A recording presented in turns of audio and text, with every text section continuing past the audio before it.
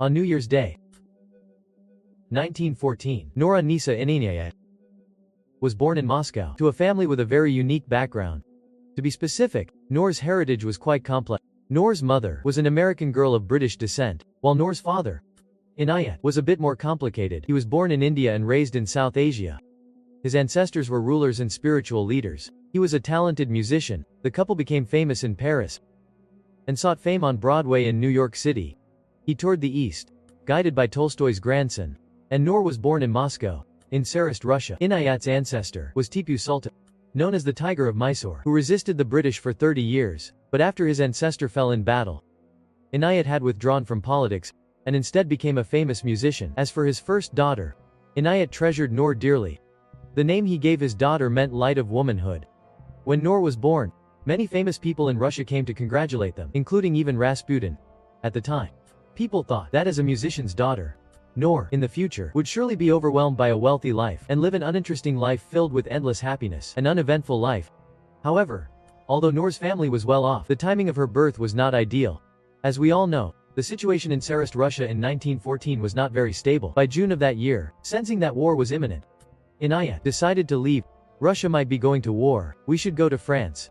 It should be safer than Tsarist Russia. Unfortunately, a few months later, Inayat discovered that Paris in 1914 was not much safer than Moscow. Helplessly, had to take his family to London to wait out the war there.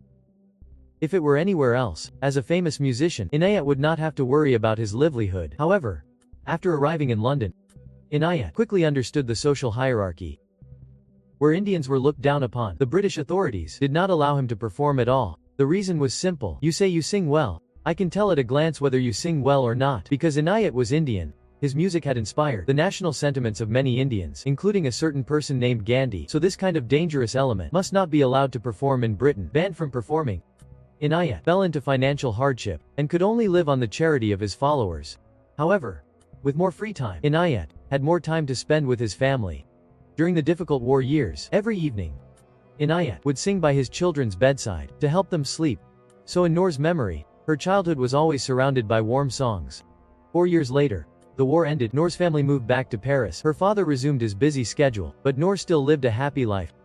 The happy days continued until 1926. That year, Inayat decided to return to his hometown for a visit. He returned to India, and a year later, passed away from an illness in Delhi. When the news of her father's passing reached Paris, Noor's mother had a complete mental breakdown. 13-year-old Noor had to take on the responsibility of caring for her family. In the midst of constant business, she began her teenage years. After graduating from high school, Noor was accepted into the Sorbonne University to study child psychology. After being discovered by an illustrator, Noor began her career as a children's author. In Noor's stories, she imagined a fairy on a mountainside. A fairy. This fairy was always chattering, and his name was Ixioets. Due to her fresh and lovely style, Noor's fairy tales were widely acclaimed. French radio regularly broadcast her works. The success of her writing eased Noor's financial pressure. Besides being able to support her family, her mother's condition also improved.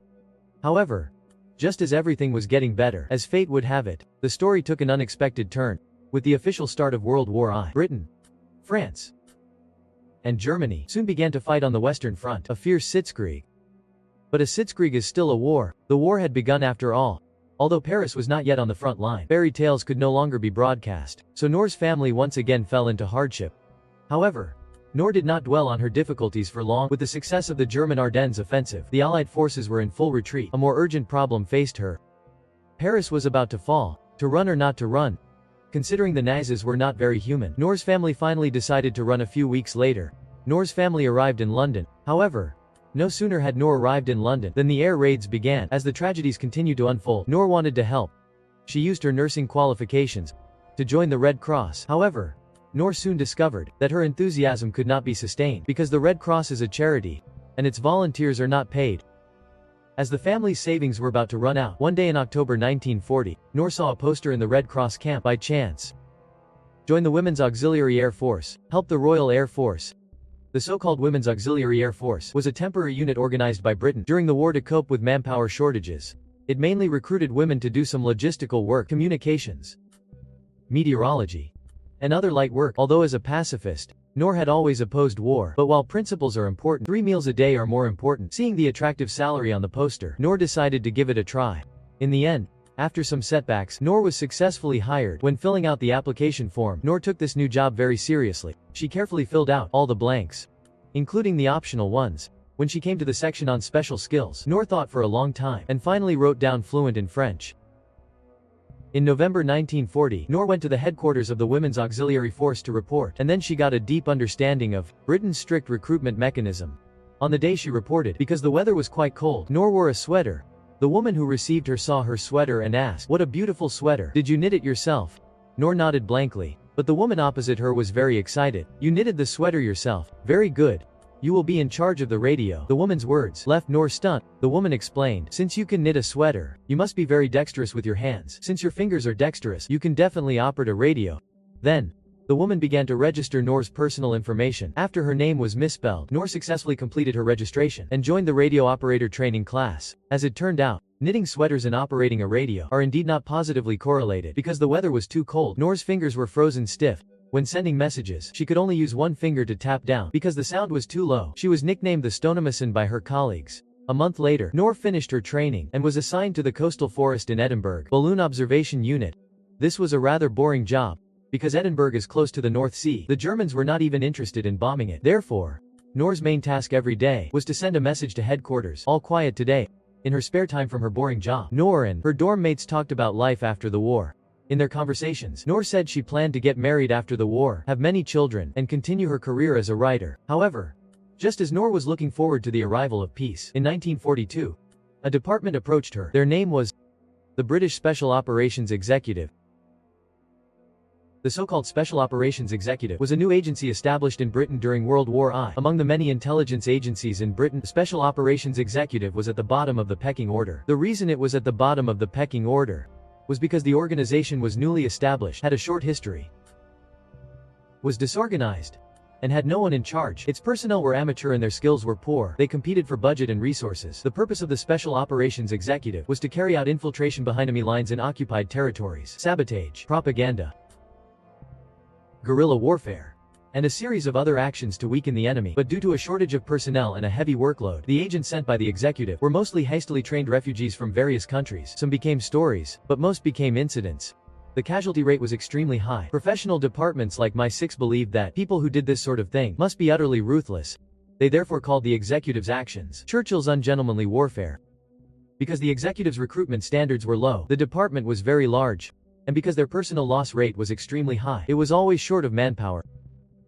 Especially in France, where the Gestapo was very strict, the agent loss rate was extremely high, so they were always recruiting on a large scale. Logically speaking, even if there was a shortage of agents on the front line, they should not have recruited someone like Noor, but because she had put fluent in French in her special skills section, and she had also participated in the radio department's training. As a result, she immediately attracted the attention of the executive. It was a case of accidentally giving the right answer when she did not know the answer was solution. In October 1942, Noor received a rare letter from the British War Office. The War Office invited her to London a few days later for an interview. Noor was very puzzled by this request. A few days later, Noor was very nervous as she walked into the designated meeting place and found that her interviewer was not a soldier, but rather looked like a scholar. As it happened, the person sent by the executive to interview Noor that day was named Selwyn Jepson. Jepson's previous job was as a writer, and his temperament was very similar to Noor's, so the two of them had a very congenial chat. They talked about this and that, from tanks to airplanes. They talked about music and literature, and also about the king and his wife. In fact, if an ordinary agent had interviewed her, given Noor's qualities, it would have been basically impossible for her to be recruited into the executive. But because she and Jepson had such a good chat that day, so the artistic writer made the decision on the spot. You are fluent in French, and so talkative. You are definitely an agent who is not easily exposed. You were born for this line of work. I declare you hired. At this point, Noor did not even know what she would be doing in the future. So Jepson briefly explained the job to her.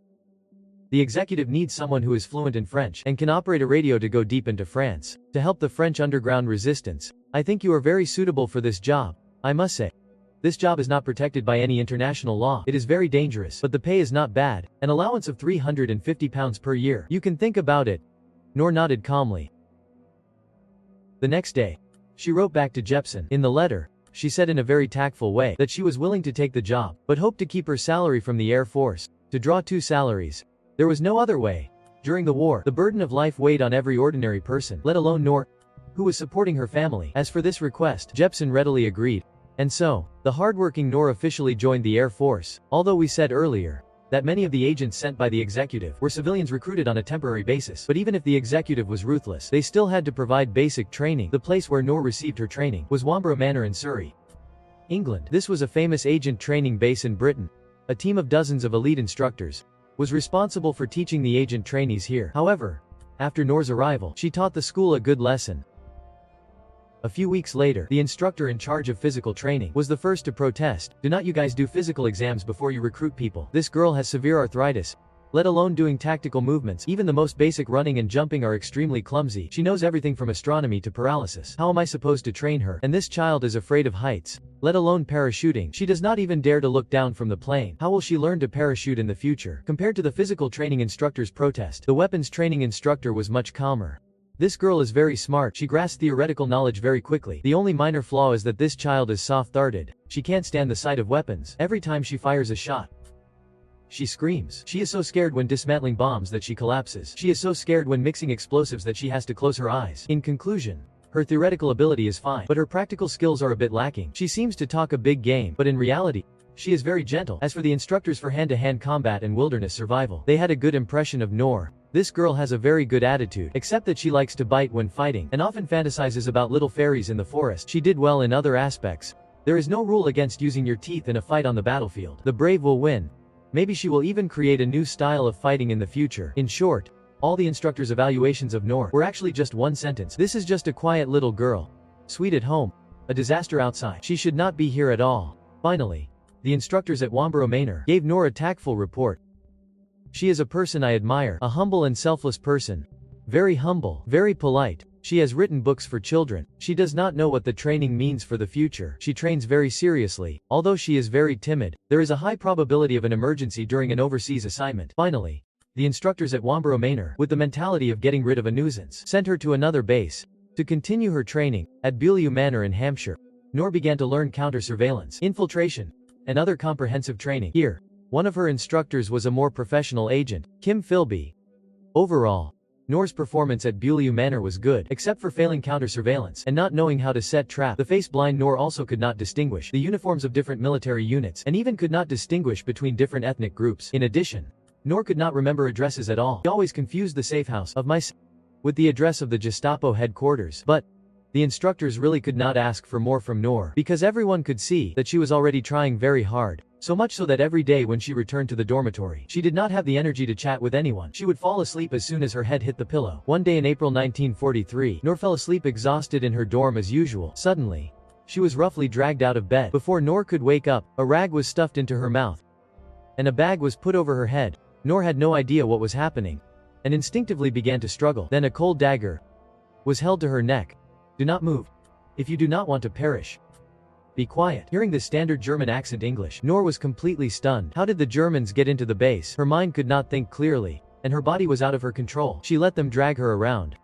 About an hour later, Noor was thrown onto a chair. A strong light shone on her face. Following the strong light, Noor saw a tall figure standing opposite her. Under a large hooked nose was a black Gestapo uniform. Before Noor could recover, the figure grabbed Noor's collar and lifted her up, roaring, "Tell me your identity, rank, and ID number. If you dare to tell a single lie, I will end you immediately." After saying this, the Gestapo officer threw Noor aside. Noor collapsed on the ground. She opened her mouth to speak, but immense fear seemed to block her throat. She could not make any sound, and could only tremble uncontrollably. A few minutes later, the Gestapo officer grew impatient and roared, "Get on that chair." However, Noor found that she could not understand the sentence at all. Due to extreme fear, Noor's mind completely shut down. She could not understand any language, and could only lie limply on the ground. Bewildered, about half an hour later, the Gestapo officer opposite her looked helpless. He turned off the strong light, and untied Noor's restraints. "I am Mara, the head of F section. Sorry to have startled you. Actually, this was a simulated capture and interrogation. As a professional instructor, Morris had experienced countless such surprise attacks, style mock interrogations, to identify which trainees were truly tough. But Noor's performance left Morris speechless. If you say she did not hold up, she really did not say anything from beginning to end. But if you say she did hold up, if he had tried a little harder just now, he could have scared her to her demise. How can someone like this be a secret agent? Finally, the executive's training department gave Noor a report. This girl is not very bright, but she works hard enough. She dislikes security-related courses. Her personality is quite unstable. She has no leadership qualities, not much sense of responsibility, not much initiative, and is extremely lacking in self-confidence. It is very questionable whether she is really suitable for work in this field. Finally, this report was forwarded to the head of the executive's French section, Buckmaster. After reading the report, Buckmaster wrote with a flourish, "Completely qualified. Prepare for overseas assignment." The reason why Buckmaster was a bit lenient with his recruitment standards was because just a week before Noor finished her training, the executive's intelligence network in Paris, codenamed Prosper, sent a request for help. Due to the Gestapo's massive arrest, the organization only had one radio operator left and could not complete its tasks. Please send support as soon as possible. Buckmaster looked at the candidates he had. The only candidate was Fugu. So there was no other choice. Buckmaster felt that this child had both ability and attitude, and both intelligence and attitude. How could she not be an agent? Do not be a slave to science. She is the one. And so, Noor was officially chosen for an overseas assignment. Before she left, Noor went home to visit her mother and sister. She told them she was going on a business trip for a while. Before she left, she told her sister to be kind. On the night of June 16, 1943, a small plane that could be landed carried Noor and 3 other female agents to France. To help Noor go undercover, the executive made thorough preparations. They created a false identity for Noor, and also created a family background, identity cards, and a series of other props. But the training instructor who strongly opposed sending Noor on the mission, Spooner, was still very worried about Noor. He knew well that Noor's training was like a grain of sand from the school, and her practical application would have to be self-taught. Before she left, Instructor Spooner checked all of Noor's belongings, and sure enough, he found British train tickets, cigarettes, money. Speechless. Instructor Spooner silently took them away. He handed Noor a handbag. Inside was a pistol, a radio, and a lighter. In the hidden compartment was a map of German defenses. "I hope you won't need them." Besides the instructor, her superior, Buckmaster, also gave Noor 4 special pills and a gold brooch. However, after getting on the plane, Noor was completely unable to think about things on the ground. Due to her fear of heights, she was once again in a state of shutdown in the air. Fortunately, the flight was not long, and the plane landed successfully not long after. An agent was waiting for them. After everyone disembarked, the agent announced, "Thank you for coming to support us. Time is short. The 3 ladies will be picked up by their respective groups. Just follow them." "Miss Madeline. Sorry. Your Prosper network has had a major incident recently. We can't send anyone to pick you up. I brought a bicycle. You can ride it to the train station and buy a ticket to Paris yourself." An unfortunate start. Noor could only ride the bicycle and pedal hard along the country road. As it turned out, although Noor's physical strength seemed weak, it was not strong at all. By the time she reached the station, it was already light. It was already noon when she took the train to Paris. After a long night of travel, the tired and sleepy Noor fell asleep on the train. After getting off the train in Paris, Noor suddenly realized a small problem. Perhaps she was too tired from cycling. Perhaps she slept too soundly. Anyway, after arriving in Paris, she had forgotten the rendezvous password. Actually, it was not entirely Noor's fault. At that time, British agents were all very theatrical and loved to design complicated rendezvous procedures. For example, before she left, the executive gave Noor 6 rendezvous points, each with a unique rendezvous method, and they had to be done in order. The sheer amount of information was clearly too much for Noor's memory. When she arrived in Paris, she could only remember the first rendezvous point was in the square in front of the train station. The time was 2 p.m., but she could not remember how to identify the contact person and what the password was, because she had forgotten the key information. Noor was so anxious that she stomped her feet. Seeing that it was almost time for the rendezvous, the helpless Noor came up with a plan. She remembered the German defense map in her bag. She took it out and showed it to passersby. Such a top-secret intelligence would surely attract the attention of a secret agent. Besides showing the map, Noor also asked everyone she met, "Do you know Miss Madeline?" Soon, Noor's behavior attracted a crowd of onlookers. By the time the 2 agents who were supposed to meet her arrived, the square was already packed with people. The 2 agents got closer and took a look. Their blood ran cold. The passersby were gathered around studying the German defense map. Many were discussing who Miss Madeline was. However, fortunately, one of the agents was quite resourceful. He squeezed through the crowd and pushed Noor to the ground. Then he shouted to the crowd, "Excuse me. Everyone, we are staff from the Saint-Anne Mental Hospital. We were careless this morning and a patient ran away. Please disperse." Although Noor had forgotten the rendezvous procedure, she guessed that these 2 were her contacts. She silently followed the 2 agents into the car. The car sped towards the suburbs. The 2 agents handed Noor some documents, and then did not dare to say another word. They drove away in a panic. Watching the car disappear in the distance, Noor sighed helplessly. She could only walk back to Paris. By the time she reached the second rendezvous point, it was already dark. The second rendezvous point was at the agent's home. This time, Noor did not forget the password. She knocked on the door. Gary answered. Noor said, "I am representing your absent friend Antoine to see the Mutual Aid Housing Association." The password was correct. Gary let Noor in, and said, "He is my closest friend, but I have some business to attend to right now. Please wait a moment." At this point, according to the procedure, Noor should have said the next code phrase. However, Noor said, "I am looking forward to it," and then sat down. Gary was confused. Why did she only say half the code phrase, and then stop? He looked around, and saw his fiancée Marguerite sitting in the living room. An elite agent from London, so cautious. Gary quickly introduced Noor. "This is my fiancée, my closest person. There is nothing to hide from us." Noor smiled and said hello, but still did not say the code word. Gary suddenly realized again, an elite agent from London indeed. So principled. So he turned to his fiancée and said, "Darling, go upstairs and make a cup of coffee for the guest." Margaret walked away obediently, but Noor still did not say the secret password. Now Gary was completely confused. What was the problem? Gary could not figure it out and had to be blunt. "You look travel-worn. Are you from far away? From the north?" Noor said, "Actually, I am mainly here to inspect the carnations in Paris."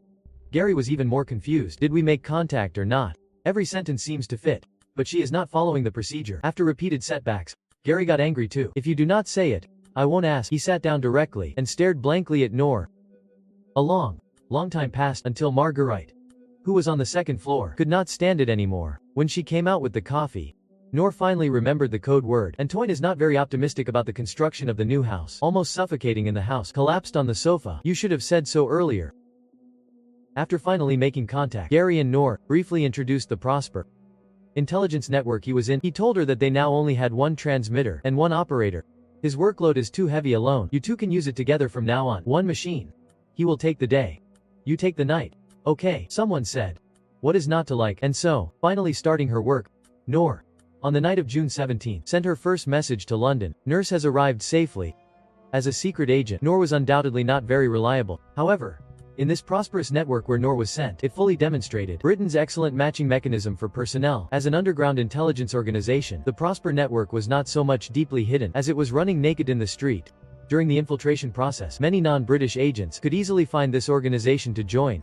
The reason why the Prosper network needed a radio operator was not because one operator was not enough, but because the current operator, Norman, had recently started a new relationship. The two of them were living together against regulations. Norman did not want to work the night shift, so he requested Noor. As a result, just a week after Noor's arrival, Norman and his girlfriend were both captured by the Gestapo. Under intense interrogation, Norman quickly confessed. The Gestapo immediately took action, and many members of the Prosper network were arrested. At this time, Noor was not yet aware of the seriousness of the situation. On June 25, she reported to London that Fader and Norman were missing and believed to have been arrested. Upon receiving the telegram, her superiors in London went crazy. They replied in plain text. "Then what are you still sending telegrams for? Take the radio and run." It was only then that Noor understood the seriousness of the problem. She quickly grabbed the radio and ran. In fact, if she had been 10 minutes later, she would have been trapped in the room by the Gestapo. But Noor's escape was only temporary. On June 29, the Gestapo began a full-scale manhunt, and the radio in Noor's possession became the only link between the resistance and London. During the search, Noor hid in a safe house. During her hiding, she risked contacting London. Buckmaster, who sent her to France, was very distressed and ordered Noor to return to London immediately. "I will arrange a plane right away." However, Noor refused this lifeline. "The entire resistance organization in Paris now only has this one radio in my hands. If I leave, then the entire resistance organization will be finished. Until the communication system is re-established, I will not leave." After hiding for 2 weeks, in mid-July, Noor resumed her activities. Withdraw. Her British colleagues left her with 400,000 francs, a huge sum of money. Since she had money, Noor decided to rent a house. She rented a place at 85 Folk Avenue. This was a good location, convenient transportation, a beautiful environment. The only small drawback was that it was next door to the Gestapo headquarters in Paris. Completely unaware, Noor insisted on broadcasting from her apartment every day. Because she was so heavy-handed when she broadcasted, many of her neighbors complained to the police about the noise. However, Noor was still not discovered, until one day in early August, the Gestapo building had a power outage for maintenance. This time, the listening car unexpectedly discovered, "Hey, how come there is an extra signal next to the headquarters?" After making this unexpected discovery, the Gestapo quickly rushed to Noor's home. Fortunately, the concierge of the apartment was a patriot and stalled them for a while, which gave Noor a chance to escape. However, because she ran in a hurry, besides the radio, all of Noor's funds were left in the apartment. After escaping, Noor started a guerrilla war and began to wander in the suburbs of Paris. When she needed to send a message, she would hang the antenna on a tree and leave immediately after sending the message. During these days of guerrilla warfare, Noor quickly grew into a real secret agent. She learned how to hide herself, how to observe the enemy, and how not to implicate the friends who helped her. One day in early September, while Noor was climbing a tree to hang the wire, she suddenly heard someone shout, "What are you doing?" Noor looked down and saw a young patrolman. If it had been before, she might have been so scared she would not know what to do, but Noor glanced at the policeman and turned her head away.